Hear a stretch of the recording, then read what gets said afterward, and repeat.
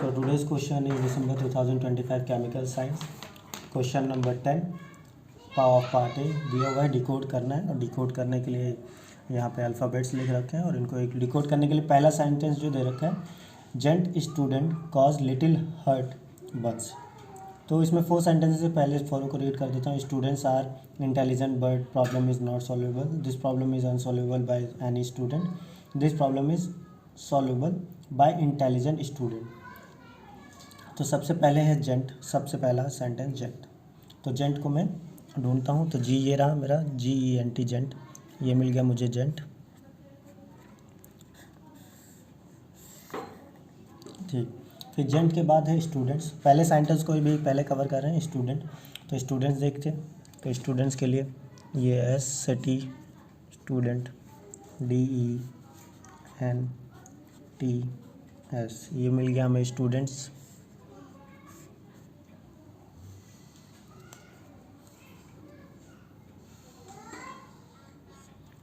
Student के बाद दे रखा है कॉज, तो कॉज के लिए हमें चाहिए C।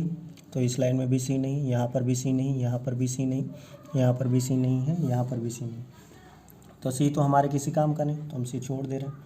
तो पहला सेंटेंस, यानी पहला सेंटेंस तो नहीं हो सकता, लेकिन मैंने तो यहाँ ड्राइंग भी कर दी। चलिए देखते हैं ड्राइंग का कुछ मतलब होता है या नहीं होता है।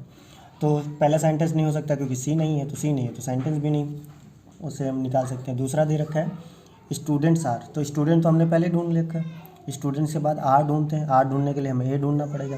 ए के लिए हम चलते हैं यहाँ पर, ये ए रहा, ए के बगल में आर देखिए डायगनली दे रखा है और हम देख रहे हैं सीक्वेंस क्या है, उसके अपोजिट में होना चाहिए, लेफ्ट में या राइट में होगा तो चलेगा।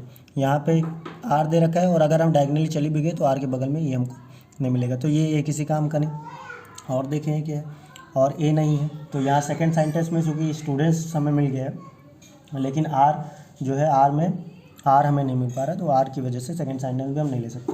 थर्ड सेंटेंस में चलेंगे दिस, दिस की ज़रा बात करें। दिस के लिए हमें चाहिए टी, तो हमको मिल गया है टी, टी के बाद हमको मिल गया है एच, एच के बाद हमको मिल गया आई, और आई के बाद हमारे पास 2 सिनारियो, या तो हम ये एस ले सकते हैं या तो हम इस एस को ले सकते हैं। तो अभी के लिए मैं स्मॉल ऐसा एरो बना दे रहा हूँ कि हम दोनों में से किसी को चूज़ करेंगे। दिस मिल गया है, दिस के बाद प्रॉब्लम हमको ढूंढनी है, तो प्रॉब्लम के लिए हमको चाहिए पी, तो पी मिल गया है। पी के बाद आर आता है, आर के बाद ओ आता है, ओ के बाद बी आता है, बी के बाद एल आता है, एल के बाद ई आता है, ई के बाद एम आता है, तो एम ऊपर की तरफ एम आता है, तो प्रॉब्लम मिल गया है हमें। प्रॉब्लम के बाद दे रखा है इज़, तो इज़ के लिए हमको आई चाहिए, आई के बाद हमको एस चाहिए, आई और एस मिल गया है। इस साइड कोई एस नहीं, इस साइड कोई एस नहीं, आई एस हो गया। फिर उसके बाद दे रखा है अनसॉल्वेबल, तो अनसॉल्वेबल के लिए हमको चाहिए यू, तो यू देखते हैं, यू यहाँ पर है, यू के बाद एन आना चाहिए, तो एन कहीं पर नहीं, इस ये यू नहीं काम आएगा।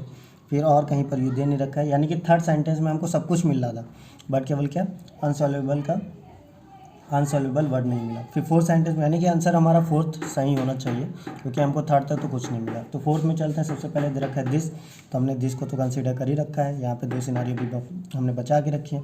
फिर दिस के बाद दे रखा है प्रॉब्लम, तो प्रॉब्लम के लिए PROBLEM कर दिया है।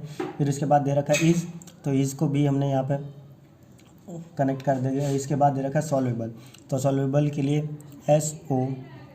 अब देखिए यहाँ पे सॉल्व एस यहाँ पर भी है, तो इस डायरेक्शन से भी जा सकते हैं, इस डायरेक्शन से भी जा सकते हैं। तो मैं इस डायरेक्शन से जा रहा हूँ क्योंकि मेरे को एक पैटर्न दिख रहा है कि जहाँ से ये ख़त्म हुआ है वहीं से ये स्टार्ट हुआ है, तो मैं उसी पैटर्न को फॉलो करते हुए जा रहा हूँ। ऐसे हो गया, O से L गया, B गया, B से A गया, ठीक। और अगर मैं इधर से चला भी जाता तो मुझे ऊपर जाना पड़ता, टर्न 2 बार टर्न लेने पड़ते, ठीक।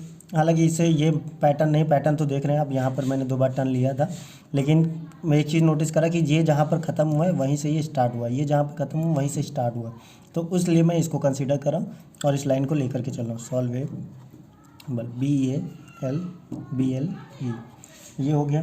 ई के बाद ही मेरे को सेकंड वर्ड मिलना चाहिए, दे रखा है बाय, तो यहाँ पे देखो बाय हमको मिल गया।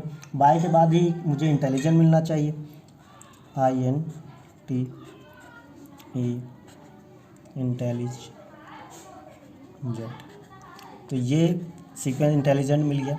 इंटेलिजेंट के बाद दे रखा है स्टूडेंट, तो स्टूडेंट मुझे मिल गया, यानी कि मैं ऊपर वाला तो इसको कंसीडर नहीं कर सकता, तो मैं इस वाले पैटर्न को ले रहा हूँ।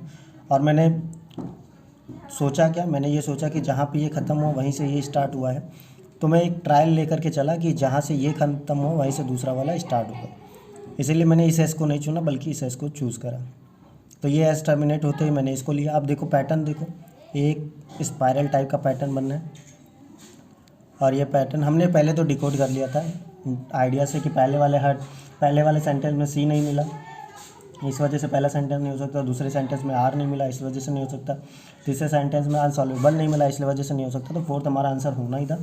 बट फोर्थ को हमने फिर भी डिकोड करा और डिकोड करने पर हमको स्पायरल टाइप का पैटर्न मिला। Thank you.